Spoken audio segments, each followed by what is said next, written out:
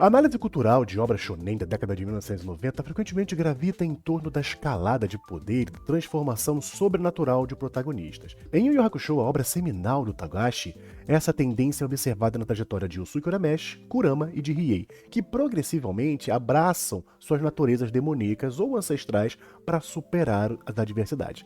No entanto, existe uma anomalia gritante e brilhante nesse quarteto: Kazuma Kuwabara. Frequentemente mal interpretado como um mero alívio cômico ou um trampolim para o crescimento de Yusuke, Kuwabara apresenta o coração moral da série e o vetor que a gente vai definir nesse vídeo como humanidade radical. Eu quero propor uma releitura de Kuwabara não como o mais fraco do grupo, mas como um personagem que realiza o feito mais difícil no universo de Togashi: permanecer humano em um mundo que exige a monstruosidade. A humanidade radical não é apenas a recusa biológica de se tornar um yokai, é uma postura ética e filosófica ativa.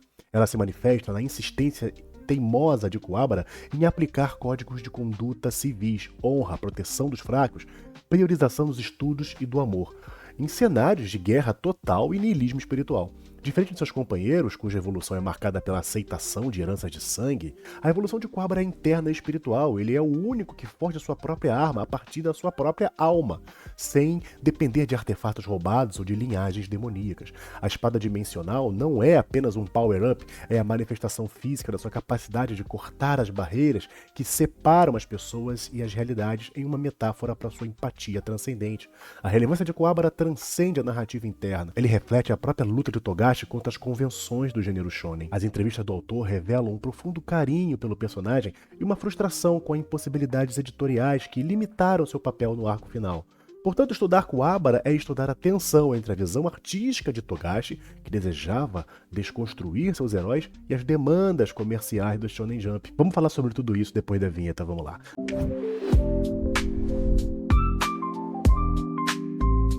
Salve, minha net, bem-vindos ao Grande Merda. Deixa o seu like porque no final você vai acabar esquecendo. Vamos contextualizar Kuwabara dentro do tropo japonês do Banshou e da cultura Yankee, do delinquente juvenil. Na cultura pop japonesa dos anos 80 e 90, personificada em obras como Bebop Right School ou Slandunk, o delinquente é uma figura de rebeldia contra a rigidez do sistema educacional e social japonês.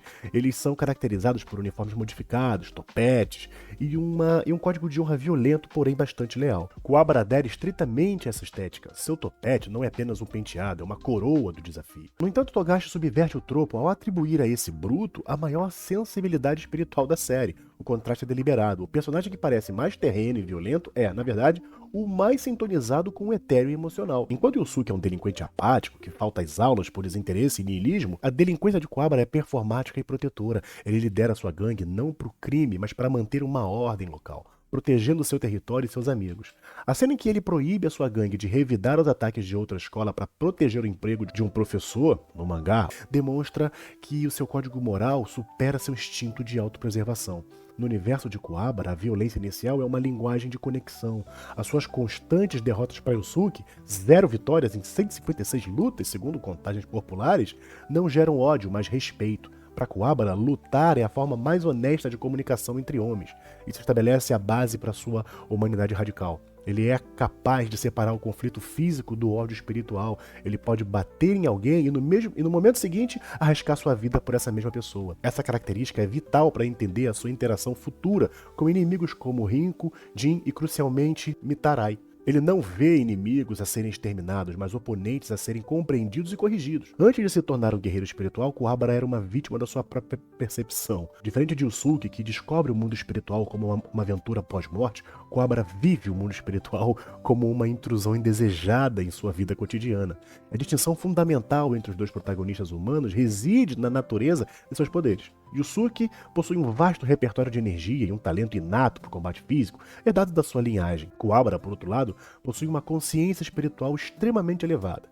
E fontes do mangá indicam que essa sensibilidade é genética, compartilhada e até superada por sua irmã mais velha, Chizuru. Chizuru possui a capacidade de ver fantasmas com clareza cristalina e até mesmo percebeu Yusuke em sua forma espectral durante os primeiros capítulos, algo que poucos conseguiram. Para Kuwabara, no entanto, essa habilidade se manifesta inicialmente como palpites ou formigamentos, evoluindo para visões perturbadoras. Um ponto crucial, frequentemente esquecido, é a motivação de Kuwabara para participar do torneio de Genkai. Enquanto a maioria dos competidores buscava poder supremo, Yusuke Yusuke estava lá em missão, Cobra foi lá sob o conselho de Chizuru para aprender a controlar seus poderes, porque eles estavam saindo do controle. Ele não queria aprender a matar, ele queria aprender a baixar o volume das vozes e visões que o atormentavam. Isso reforça a tese de humanidade radical. Sua motivação primária é a normalidade, a paz, a saúde mental e não a dominação. Ele busca a maestria espiritual para ser um ser humano funcional e não um super-herói. O Torneio das Trevas é o palco onde a filosofia de Kuwabara é testada ao extremo. Ele é o único humano puro na equipe. Yusuke está em transição, Kurama e Riei são Yukais. Cercado por milhares de demônios que desejam sua morte e consumo. Na primeira rodada, Kuwabara enfrenta Linko. Tecnicamente ele perde a luta, por saída do ringue, mas tematicamente ele vence. Ele demonstra uma tenacidade que choca a plateia demoníaca. Ele sobrevive a ataques que matariam qualquer humano comum, movido apenas pela recusa em envergonhar sua equipe. Mesmo na derrota, ele estabelece um padrão: humanos são difíceis de matar. A humilhação de perder não quebra seu espírito, ao contrário, ele torce por seus companheiros com fervor redobrado, mostrando que o seu ego é menor que sua lealdade. A introdução de Yukina, Dama do Gelo, insere Kuwabara na tradição literária do amor cortês. Ele a idealiza como um ser de pureza absoluta. O que começa com uma piada recorrente, ele não sabe que ela é irmã do Riei, se torna uma fonte legítima de poder espiritual. Quando Kuwabara descobre as atrocidades cometidas contra Yukina, sua fúria não é de vingança pessoal, mas de indignação moral. Ele luta para restaurar a dignidade dela. A luta contra Toguro Ani é o confronto ideológico central de Kuwabara no arco. Toguro Ani é a perversão total, absoluta, imoral, traiçoeiro, sádico, o parasita que muda de forma. Ele zomba da morte de Genkai, transformando o luto em arma psicológica. Kuwabara, empunhando a espada de teste fornecida por Suzuki, responde não com ódio cego, mas com criatividade e firmeza. Ele molda sua energia espiritual em forma que desafia a lógica do oponente. O mata-mosca gigante no anime ou outras variações no mangá, para lidar com a natureza líquida de Toguro. Kuwabara vence, temporariamente, esmagando o monstro com pura determinação humana, provando que a humanidade, com todas as suas limitações mortais, como a rigidez de forma, tem uma solidez moral que o caos demoníaco não possui. A frase icônica proferida psula sua identidade. A flor tem que ser de cerejeira e o homem tem que ser Kuwabara. Essa afirmação de identidade é poderosa diante de um oponente que abandonou sua humanidade para se tornar um monstro eterno. Se o Torneio das Trevas testou a resistência física de Kuwabara, o arco do Capítulo Negro testou a sua alma. Ele é o arco que Kuwabara deixa de ser um coadjuvante para se tornar um eixo central da trama. Shinobu Sensui, o antagonista, temos vídeos sobre ele no canal, precisa de Kuwabara não por sua força de combate, mas por sua capacidade única de romper barreiras dimensionais. No capítulo 139 do mangá, Kuwabara enfrenta o Seaman, Mitarai, e sua criatura aquática dimensional. Mitarai, um humano que, influenciado pela fita do Capítulo Negro, deseja extermínio da humanidade. Prende Kuwabara e seus amigos, incluindo seus colegas normais de escola. Em uma dimensão de água, Kuwabara perde seus poderes espirituais convencionais e está à beira do afogamento. Ao despertar a espada dimensional, não corre para um desejo de glória, mas pelo desespero de salvar seus amigos. A pressão psicológica força sua sensibilidade espiritual a evoluir para a manipulação da realidade. Ele não cria apenas a espada de energia mais forte, ele cria fenda na realidade. A espada corta o próprio espaço, ela ignora a durabilidade física. Barreiras espirituais, armaduras de classe S ou distâncias físicas se tornam irrelevantes. É uma habilidade de nível divino nas mãos de um estudante do ensino médio. A Jigentou, essa espada, representa a capacidade de Kuwabara de cortar as distâncias entre as pessoas. Ele corta a dimensão de isolamento criada por Mitarai para alcançar os seus amigos. O momento mais importante de Kuwabara em toda a série ocorre imediatamente após ele derrotar a criatura do Mitarai. Com o inimigo derrotado e vulnerável, tendo quase sido morto por ele, a lógica shonen de batalha ditaria a execução ao nocaute final.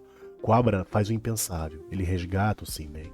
Ele carrega o inimigo nas costas, dividindo seu calor e energia com aquele que tentou afogá-lo. O diálogo nesse momento é a tese central do nosso vídeo. Abre aspas, vai ser uma longa caminhada para casa. Quando os homens fazem o que devem fazer, nem sempre é sobre o que eles querem, fecha aspas. Essa é a humanidade radical em ação. Kuwabara não quer salvar Seaman. Ele tá com raiva, tá ferido, mas ele sabe que é o correto a fazer. Ele entende que Seaman é uma vítima da manipulação de Sensui e da sua própria solidão. Ao salvar Seaman, Kuwabara quebra o ciclo de ódio que Sensui tentava perpetuar. Ele prova que a humanidade não é um lixo visto na fita do Capítulo Negro.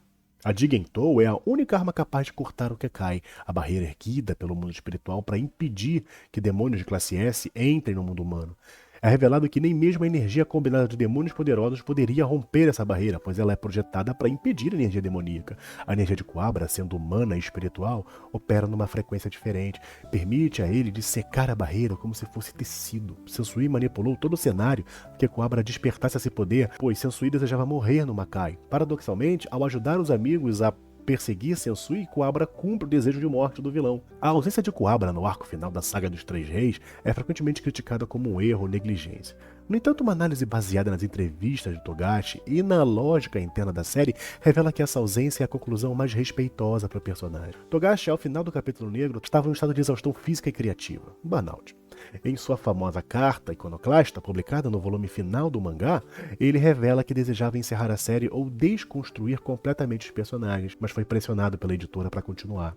Togashi expressou em entrevistas posteriores que Coabra era seu personagem favorito e que ele ressentia os editores por não permitirem que ele o incluísse no arco final de maneira que desejava, ou por forçarem uma continuação que não se alinhava com o arco natural do personagem. A desconstrução planejada envolveria questionar por que esses personagens lutam. Para Coabra, a resposta havia sido encontrada. Ele lutava para proteger. Sem uma ameaça direta à Terra ou a seus amigos no mundo humano, Coabra não tinha motivo para ir ao Makai participar de um torneio político.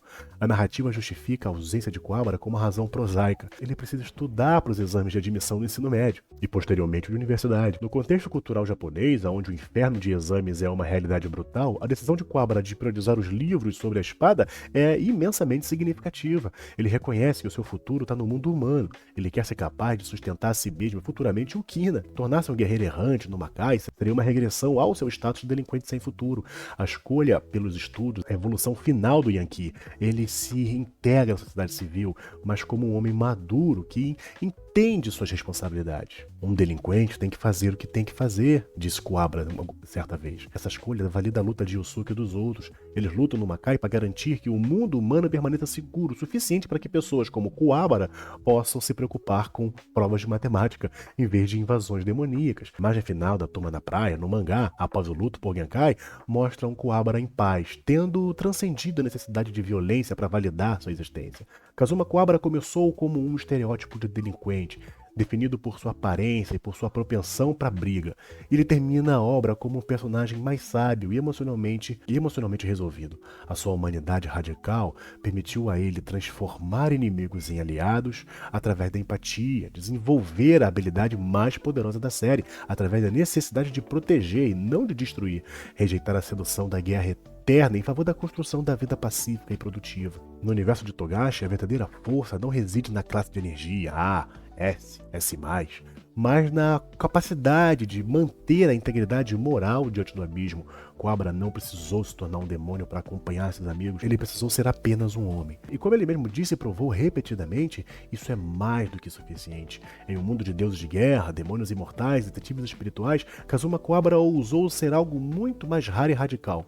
Um bom homem. E talvez, apenas talvez, essa tenha sido a técnica secreta mais poderosa de todas. Então, se meu nerd, espero que vocês tenham gostado. Deixe seu like, seu comentário, se inscreva no canal. Se quiser ajudar o canal, nós temos o QR Code. Estamos aí em Black Friday, época de Black Friday. Se quiser ajudar, temos o link da Amazon. Você pode comprar qualquer coisa lá, não acresce R$1 o preço para você. E eu recebo uma pequena comissão que ajuda pra caramba na gente continuar esse trabalho, beleza? Espero você no próximo vídeo.